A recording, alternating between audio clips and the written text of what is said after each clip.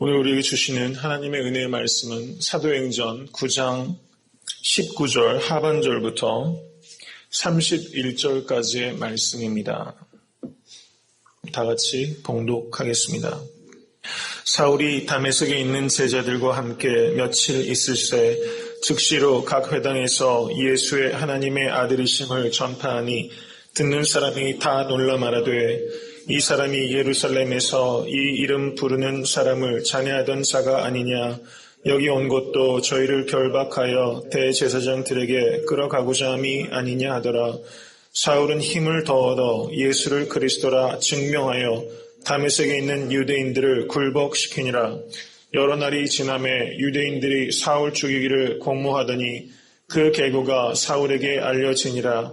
저희가 그를 죽이려고 밤낮으로 성문까지 지키거늘 그의 제자들이 밤에 광주리에 사울을 담아 성에서 달아내리니라. 사울이 예루살렘에 가서 제자들을 사귀고자 하나 다 두려워하여 그의 제자됨을 믿지 아니하니 바나바가 데리고 사도들에게 가서 그가 길에서 어떻게 주를 본 것과 주께서 그에게 말씀하신 일과 다메섹에서 그가 어떻게 예수의 이름으로 담대히 말하던 것을 말하니라.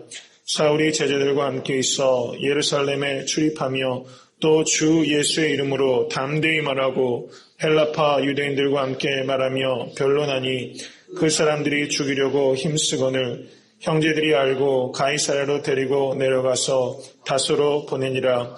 그리하여 온 유대와 갈릴리와 사마리아 교회가 평안하여 든든히 서가고 주를 경외함과 성령의 위로로 진행하여 수가 더 많아지니라. 아멘.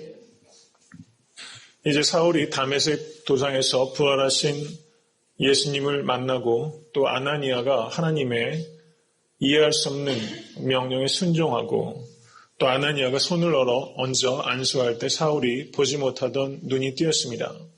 그리고 그곳에서 사울이 그 제자들과 함께 며칠 함께 있었다 이렇게 말하고 있습니다. 9장 19절 후반절입니다. 다메섹에 있는 제자들과 함께 며칠 있을새 이것은 의미 없는 내용이 아닙니다. 왜냐하면 9장 28절 말씀 한번 보시겠습니다. 사울이 제자들과 함께 있어 예루살렘에 출입하며 갈라디아서 1장 17절과 19절을 보시면 이 사울이 예루살렘에 가서 사도들과 교제하려고 갔을 때 거기에서 게바를 만나고 예수님의 형제인 야고보 외에는 다른 사도들을 만나지 못했다라고 기록하고 있습니다. 그런데 예루살렘에서 사울이 머물렀던 시간은 15일이었다고 갈라디아서 1장 17절에서 19절은 말합니다. 그러니까 지금 아나니아와 다메섹에 있는 기독교 공동체 형제들과 며칠 있었고 예루살렘에 가서는 15일여 게바와 주의 형제 야고보와 그리고 및 그리스도인들과 거기 며칠 있었다는 것이죠. 우리가 제자 된다는 것은 무엇입니까? 그것은 being with Jesus 하는 것입니다. 예수 그리스도와 함께 있을 때 제자가 되는 것입니다. 지금 사울은 저의 미니스트리에서 아주 근간이 됐던 것은 바로 아나니아로 말미암아 소개받은 다메섹의 기독교 공동체와 함께 있었던 교제, 그리고 바나바를 통해서 예루살렘에 있었던 여러 사도와 기독교 형제들과 함께 있었던 15일간의 기간이 저의 미니스트리에 굉장히 중요한 근간이 되었다는 것입니다. 이 말씀을 통해서 우리에게 적용하는 것은 나와 함께 있을 때 내 옆에 있는 사람이 제자가 되는가 하는 것입니다. 흔히들 목회자에게 주변에서 권면하는 말씀이 목회자는 성도들과 너무 가까워도 안 된다 이런 말 참 많이 제가 들었습니다. 알면은 산통 다 깨진다는 거죠. 그래서 그 말씀을 제가 가만히 생각해 보면서 그렇게 해야 되나? 내가 뭐 가수도 아니고 신비주의 전략을 해야 되나? 이런 생각이 드는데 예수님께서는 그렇게 안 하셨잖아요. 안드레가 이렇게 왔을 때도 와 보라 하시고 함께 거하라, 유하라 이렇게 말씀하셨던 것입니다. 그래서 being with Jesus 이것이 제자도의 핵심이라면 being with me 나랑 함께 있는 사람이 어떤 사람이 되느냐 이것이 내가 갖고 있는 영적 상태를 드러내는 것이라고 말할 수 있을 것입니다. 여러분과 함께 있는 사람이 제자가 될 수 있도록 여러분의 삶을 온전히 하나님께 헌신하실 수 있게 되기를 간절히 바랍니다. 9장 20절 말씀에 즉시로라는 말이 있습니다.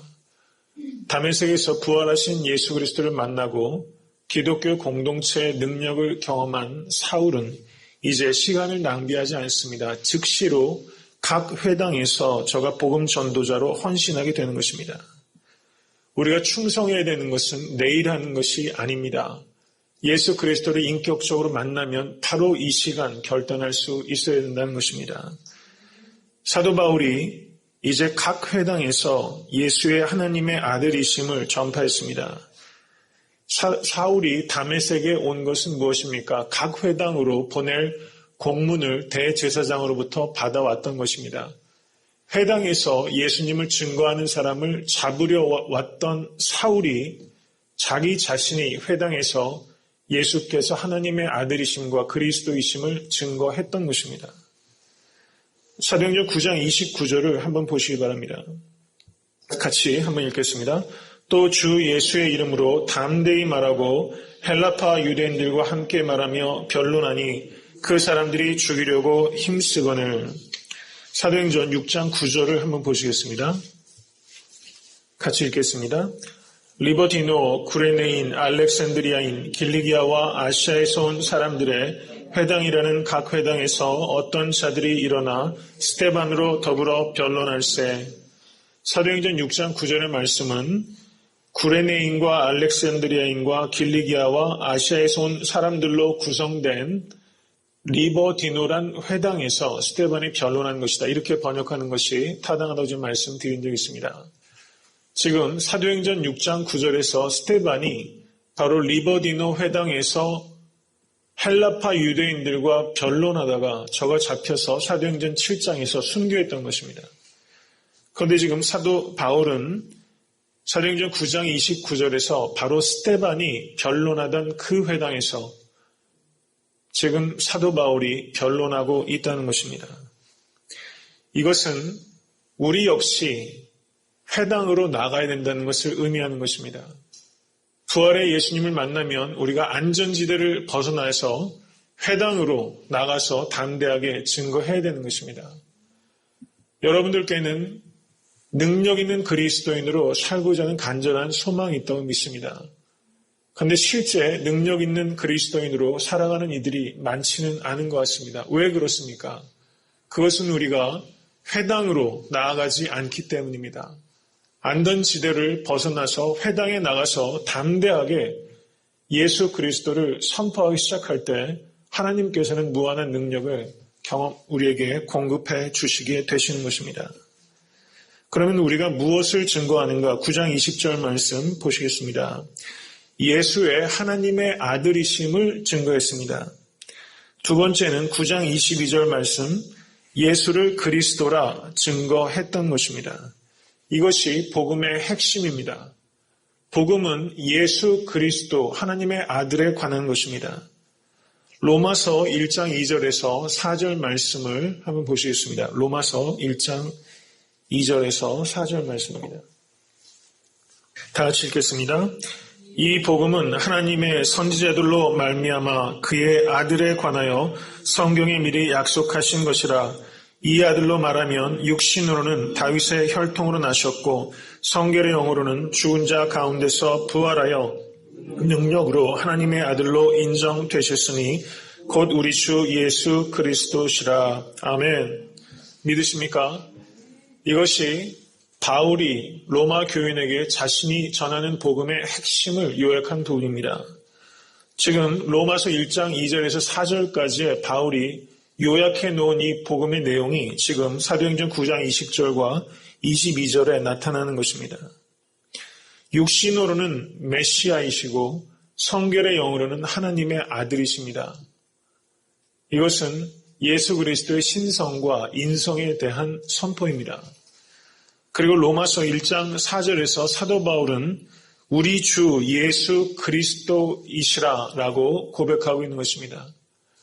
여기에서 중요한 것은 예수는 주이시고 예수는 그리스도시라는 객관적인 사실과 우리 주라는 말씀, 우리란 말을 붙임으로 인해서 우리와 예수님과의 관계를 말하고 있는 것입니다. 우리 주 예수 그리스도시라. 여러분들께서 오늘 기도하실 때 나의 주 예수 그리스도 이름으로 기도드렸사옵나이다. 이렇게 기도하시기를 권면합니다. 나의 주 예수 그리스도, 객관적인 사실과 바로 성도님들과 예수 그리스도의 관계를 함축해서 나의 주 예수 그리스도 이름으로 기도드리옵나이다. 그 고백 자체에 엄청난 능력이 실려 있는 것입니다. 이렇게 사도 바울이 담대하게 증거했을 때 9장 21절 말씀, 듣는 사람이 다 놀랐다고 말하고 있습니다. 이 사람이 예루살렘에서 이 이름 부르는 사람을 잔해하던 자가 아니냐, 이렇게 말하면서 9장 21절에 예수 그리스도 이름에 대해서 말하고 있습니다. 9장 27절 말씀 보시겠습니다. 그가 어떻게 예수의 이름으로 담대히 말하던 것을 말하니라. 9장 29절 또 주 예수의 이름으로 담대히 말하고, 지금 오늘 본문에만 주 예수의 이름이 3번 언급되고 있습니다. 예수 그리스도의 이름에 능력이 있는 것을 믿으시게 되기를 바랍니다. 여러분들이 겪는 모든 환난과 시험 속에서 예수 그리스도의 이름으로 선포하시고 잠잠하라 명령하실 수 있기를 간절히 바랍니다. 적극적으로 대적할 때 승리가 있는 것입니다. 9장 22절 말씀 보시겠습니다. 사울은 힘을 더 얻어, 이렇게 말하고 있습니다. 언제 힘을 더 얻게 됩니까? 언제 더 능력 있는 그리스도인이 됩니까? 그것은 예수를 하나님의 아들이시여 그리스도라고 선포할 때 힘을 더 얻게 되는 것입니다. 우리가 더욱더 적극적으로 전도해야 되는 이유는 전도할 때 우리가 힘을 더 얻게 되기 때문입니다. 여러분 잘 아시는 존 웨슬레 목사님이 모라비안 형제들을 만나면서 저의 인생에 큰 전기를 맞게 됩니다. 그때 모라비안 형제단이 존 웨슬레에게 이런 말을 했다고 합니다. 믿음이 없으면 믿음을 얻기 위해 전도하고 믿음이 있으면 그 믿음으로 전도하시오. 이 말씀을 우리가 깊이 생각해야 되는 것입니다. 믿음이 없으면 믿음을 얻기 위해 전도하고 믿음이 있으면 그 믿음으로 전도하시오. 우리가 전도를 은사라고 생각하는 것은 착각입니다. 전도는 기프트가 아니라 command, 명령이라는 것입니다. 너희로 사람을 낚는 어부가 되게 하리라 했을 때 예수 그리스도께서는 거기서 너희로 휴이메이스 2인칭 복수를 사용하고 있습니다. 그것은 단지 베드로 한 사람만을 지칭한 것이 아니라 모든 그리스도인들이 사람을 낚는 어부가 되어야 된다고 명령하신 것입니다. 오늘 이 즉시로라는 말씀을 한번 여러분들의 삶 가운데 적용하시기 바랍니다. 오늘 만나는 사람들 중에서 누군가에게 즉시로 예수께서 하나님의 아들이시고 그리스도이심을 선포하는 그런 하루가 되시기를 축원합니다. 그리할 때 힘을 더 얻게 되실 것입니다. 예수를 그리스도라 증명했다고 9장 22절에 말하고 있습니다. 어떻게 증명했을까? 예수님의 하나님의 아들이시라는 게 어떻게 증명이 가능하겠습니까? 그것을 논리적으로, 과학적으로 입증이 되겠습니까? 예수께서 하나님의 아들이시고 예수께서 그리스도이시라는 것을 사도 바울이 증명한 것은 자신의 삶에 나타난 변화를 통해서 예수께서 하나님의 아들이시고 그리스도이시라는 것을 증명한 것입니다. 하나님의 방법은 부활을 과학적인 방법으로 증거하고자 하는 의도가 전혀 없으십니다. 하나님의 방법은 부활하신 예수님을 만났다고 밖에는 할 수 없는 성도들의 삶의 변화를 통해서 부활을 증명하시는 것입니다. 지금 바울은 자기가 예수를 믿는 사람들을 잡으려고 갔던 그 회당에서 자기가 예수님을 증거함으로 인해서 자신의 삶을 통해서 예수께서 하나님의 아들이시고 그리스도이시라는 것을 증명하고 있는 것입니다. 여러분의 삶의 변화가 예수께서 하나님의 아들이시고 그리스도이심을 증명할 수 있는 유일한 방법으로 하나님께서 주셨다는 것을 기억하실 수 있게 되기를 간절히 바랍니다. 그래서 복음에는 두 가지 차원이 있습니다. 들려지는 복음과 보여지는 복음입니다. 예수께서 하나님의 아들이시고 그리스도이시라는 것은 들려지는 복음입니다. 그리고 여러분의 삶의 변화가 바로 보여지는 복음이 되는 것입니다. 그리고 복음이 보여질 때 들려지는 복음이 힘을 갖기 시작하게 되는 것입니다. 9장 23절을 보시기 바랍니다. 9장 23절을 보시면 유대인들이 사울 죽이기를 공모했다고 말하고 있습니다. 그리고 9장 24절을 보셔도 저희가 그를 죽이려고 밤낮으로 성문까지 지키거늘 9장 29절을 보시면 그 사람들이 죽이려고 힘쓰거늘 지금 사도 바울은 다메섹 도상에서 부활하신 예수 그리스도를 만난 직후 계속해서 생과 사가 위태로울 만큼 그렇게 많은 핍박과 고난을 당하고 있는 것을 알 수가 있습니다. 갈라디아서 1장 17절에서 19절 말씀 한번 보겠습니다. 갈라디아서 1장 17절에서 19절 말씀입니다. 같이 읽겠습니다. 또 나보다 먼저 사도된 자들을 만나려고 예루살렘에 가지 아니하고 오직 아라비아로 갔다가 다시 다메섹으로 돌아갔노라. 그 후 3년 만에 내가 게바를 신방하려고 예루살렘에 올라가서 저와 함께 15일을 유할세 주의 형제 야고보 외에 다른 사도들을 보지 못하였노라.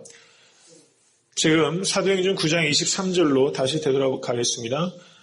여러 날이 지나매 아마도 여기에서 여러 날은 바로 사도 바울이 아라비아에 가서 3년을 있었던 시간까지 포함하는 것입니다.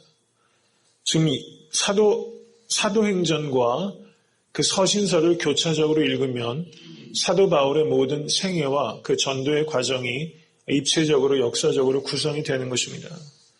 지금 여기에 3년이라는 시간이 여기 있다는 것이죠. 사도 바울의 모든 삶은 부르심을 받는 순간부터 고난으로 점철됐다는 것을 우리가 볼 수 있어야만 되는 것입니다. 9장 27절을 보시기 바랍니다. 사도 바울이 이제 예루살렘에 갔습니다. 그런데 예루살렘에 갔을 때 예루살렘에 있었던 기독교 공동체는 모두 다 두려워했습니다. 왜냐하면 예루살렘에서 저가 다메섹으로 가서 기독교인들을 잡아오려고 간 것을 알기 때문에 두려워한 것이 무리가 아니죠. 그런데 그때 바나바가 나서게 됩니다. 그리고 바나바가 사도 바울을 위해서 변론하고 있습니다. 다메섹에 있을 때는 하나님께서 아나니아를 통해서 사도 바울을 인도하셨고 예루살렘에 있을 때는 바나바를 통해서 이 사도 바울을 돕고 계시는 것입니다. 우리가 담대하게 예수 그리스도께서 하나님의 아들이시고 그리스도이심을 선포하시게 되면 하나님께서는 여러분에게 아나니아와 바나바를 예비하신 것을 경험하게 되실 것입니다. 여기에서 담대히 말했다라고 말하고 있습니다. 9장 27절 담대히 말하던 것을 말하니라. 9장 29절도 담대히 말하고 라고 말하고 있습니다. 성경은 어디에도 당당히 말했다고 말하지 않습니다. 우리가 주 예수 그리스도 안에서 얻는 것은 당당함이 아니라 담대함입니다. 담대함이 무엇입니까? 그것은 한마디로 표현한다면 하나님 외에는 아무것도 두려워하지 않는 것을 담대함이라고 말합니다. 제가 이런 담대함을 가질 수 있도록 기도해 주시기 바랍니다. 하나님 외에 아무것도 두려워하지 않는 삶, 가장 고결한 삶이라고 믿습니다. 사도행전 20장 24절에서 사도 바울은 이렇게 말합니다. 나의 달려갈 길과 주 예수께 받은 사명, 곧 하나님의 은혜의 복음 증거하는 일을 마치려 하면은 나의 생명을 조금도 귀한 것으로 여기지 아니하노라. 바울은 자신의 생명보다 사명을 더 귀하게 여겼던 사람입니다. 여러분들에게도 하나님께서 이와 같은 소명을 주셨습니다. 생명보다 더 귀한 사명이 있는 사람이 복되고 행복한 사람입니다. 오늘 하루도 여러분에게 주신 소명을 위해 충성되게 섬기시는 하루 되실 수 있게 되기를 간절히 바랍니다.